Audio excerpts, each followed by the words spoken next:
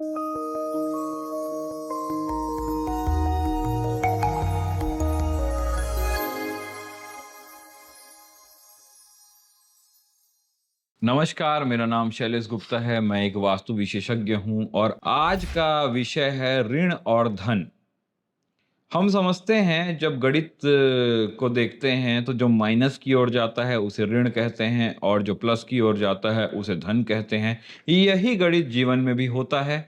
आपके जीवन में जो चीज़ें ऐसी आती हैं जो जीवन में जीवन को जोड़ दे या जीवन को बढ़ा दे, वे धन कहलाते हैं और जो जीवन को घटाने लग जाए जिससे जीवन में चीज़ें घटने लग जाए, वे ऋण कहलाती हैं।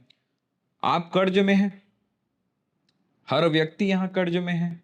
जो कोई भी मृत्यु लोक में आया है वो कर्ज लेके ही आया है। यदि आप ऋण मुक्त होते तो आप इस धरती में जन्म ही नहीं लेते। किसी न किसी ऋण को चुकाने के लिए ही इस धरती में जन्म होता है।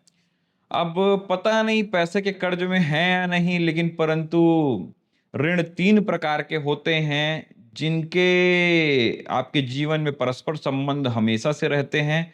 आप पैदा होने से पहले और पैदा होने के बाद भी अपने जीवन में इन 3 ऋणों में रहते हैं। इस ऋण की मुक्ति ही हमारे जीवन का भौतिक लक्ष्य होती है। मतलब हमारे पैदा होने का अगर कोई भौतिक लक्ष्य है, आध्यात्मिक लक्ष्य की अभी चर्चा नहीं कर रहा हूँ। यदि भौतिक लक्ष्य है तो वह है इन ऋणों की मुक्ति। पैसा तो आर्टिफिशियल है, मानव निर्मित है, जो हमारे द्वारा बनाया गया है, जो एक बॉर्डर क्रॉस करने के बाद, एक कंट्री के बॉर्डर क्रॉस करने के बाद उसकी कोई वैल्यू नहीं रह जाती। ऐसी कोई चीज़ जिसकी वैल्यू नहीं रह जाती तो यूनिवर्सल तौर पे वास्तुशास्त्र में उसकी ज़्यादा वैल्यू तो हो नहीं सकती।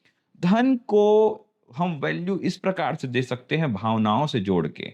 यदि आप किसी से किसी का पैसा छीन लेते हैं और उसके जीवन में उस प्रकार से उस पैसा को छीन लेने से जो हानि हुई, वह काउंट होगा आपके कर्म में। धन का हानि, धन का लाभ, यह एक वर्चुअल रियलिटी है, आभासी सत्य है, जो सत्य तो दिखता है आभास होने पे, लेकिन इसका वास्तविकता से कोई ताल्लुकात नहीं है। असल में जो ऋण हैं, वे 3 प्रकार के ऋण होते हैं। देव ऋण, पहला ऋण है देव ऋण। जो ऊर्जा आपको जीवन प्रदान की, आपके जीवन में प्राण का संचार किए, आपको जन्म लेने के लिए जो ऊर्जा की आवश्यकता थी, जन्म लेने के बाद आपको क्या लगता है कि आप जन्म के बाद ऐसे ही जिंदा बच गए? इस संसार में जीवित रहने के लिए अनेक सूक्ष्म ऊर्जाएं आपको सहायता प्रदान करती है। इन्हें आप देवता के रूप में कह सकते हैं या सकारात्मकता के रूप में कह सकते हैं। वे सभी ऊर्जा जो आपको आगे बढ़ाती है और आपके जीवन में सहयोग करती हैं, उनके प्रति आपका कुछ ऋण बन जाता है कि आप उसे चुकाएंगे। अब ऋण है तो आपको चुकाना होगा, इसे कहते हैं देव ऋण।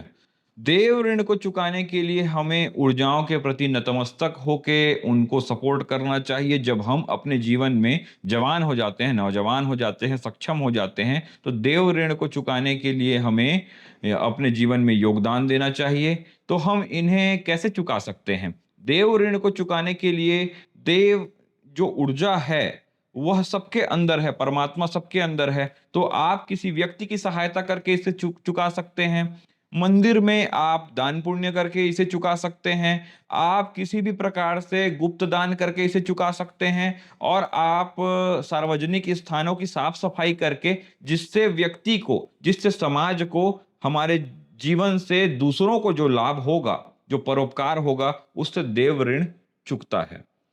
दूसरा ऋण होता है पितृ ऋण। आपके जन्म से ही लेके, आपके जन्म से पहले से और आपके जन्म के बाद, आपके माता-पिता, आपके परिवारजन जो हैं, वे आपके पितृ हैं और आपके पितृ ही आपको, आपसे बिना किसी आकांक्षा के आपको आगे बढ़ाते हैं। वे आपको पैदा करते हैं, पैदा करने के बाद संसाधन जुटाते हैं, आपकी पढ़ाई-लिखाई कराते हैं और आपके जीवन का पल-पल को सही बनाने के लिए अपने जीवन से बहुत कुछ वे माइनस करते जाते हैं और इस प्रकार से आप उनके ऋणी हो जाते हैं। तो पितृ ऋण को पितृ की ओर से नहीं चुकाया जा सकता। यानी आपके माता-पिता का ऋण इतना बड़ा ऋण होता है जिसे आप अपने माता-पिता की ही सेवा करके नहीं चुका सकते। पितृ ऋण को चुकाने के लिए जो प्रोसेस बना हुआ है, वह यह है कि आप इसे अपनी अगली पीढ़ी की सेवा करके, अपने बच्चों को सही पालन-पोषण करके आप उस ऋण को जो आपके पिता से आपको मिला है, वही अपने बच्चों को देके पितृ ऋण को चुका सकते हैं। तीसरा ऋण है प्रकृति ऋण। प्रकृति ऋण क्या है? आप जो शर्ट पहनते हैं, जीन्स पहनते हैं, जूता पहनते हैं, जितने भी संसाधन इस्तेमाल कर रहे हैं, जब वाहन चलाते हैं, तो उसमें से धुआँ निकलता है जिससे प्रकृति को हानि होती है। जब शर्ट, जीन्स पहनते हैं, तो उसको बनाने में जो प्रकृति की हानि हुई है, जिस पेपर से आप लिख रहे हैं, उस पेपर में बाँस कटे हुए हैं और बाँस के कटने से और पानी भी बहुत बर्बाद हुआ है, तो प्रकृति की हानि हुई है। तो जिस-जिस प्रकार से आपने प्रकृति की हानि की हुई है, आप जब बिजली जलाते हैं, तो कहीं न कहीं कोयला जलता हुआ रहता है। उस कोयला के जलने से आपके घर में रौनक होती है। तो जितना आप उपभोग करते हैं, आप प्रकृति की हानि करने लग जाते हैं।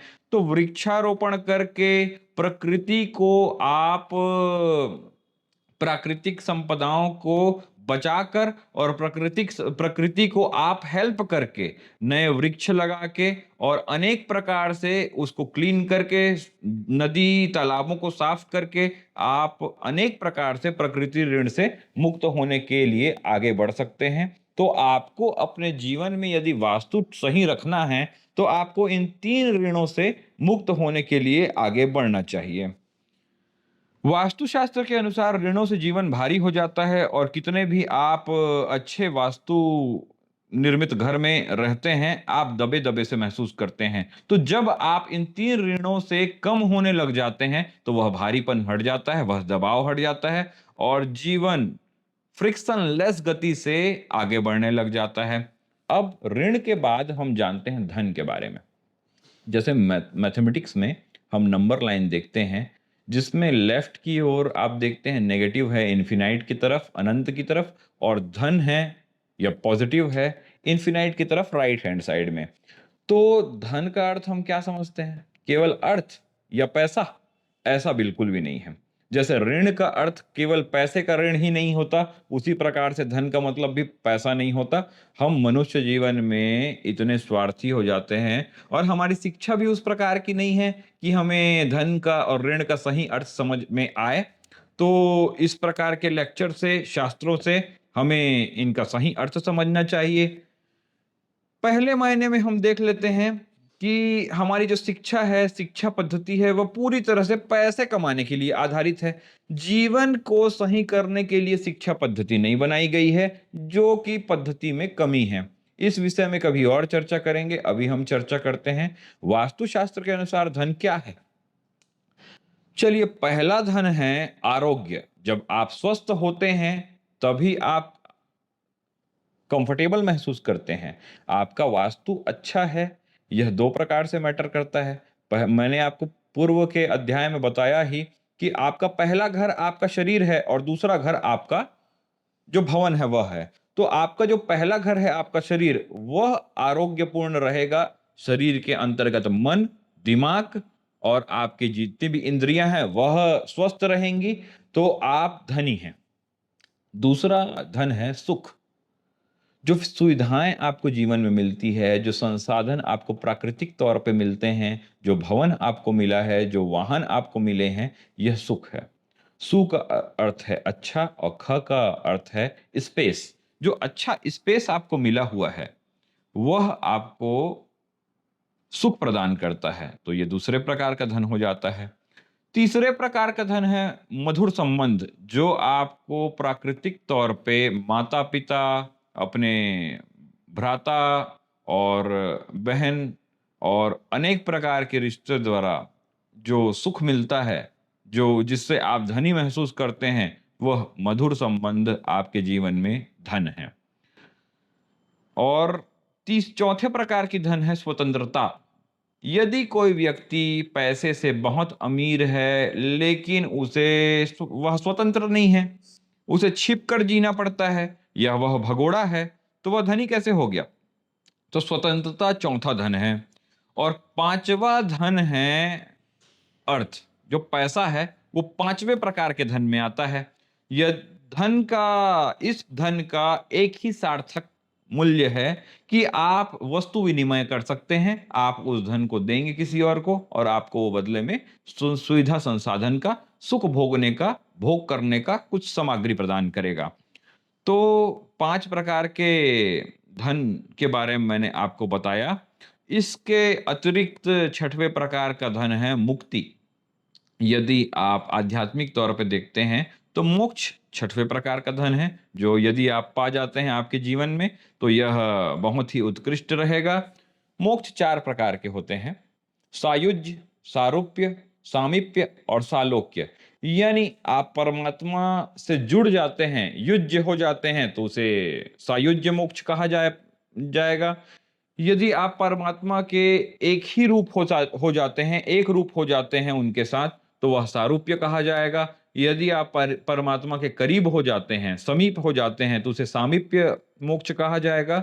और यदि आप परमात्मा के लोक में ही वास करने लग जाते हैं, उसे सालोक्य मोक्ष कहा जाएगा। इस प्रकार से धन और ऋण को जान के हम अपने जीवन में वास्तुशास्त्र का पूर्ण सदुपयोग करके अपने जीवन को सही दिशा, दशा और सुयोग्य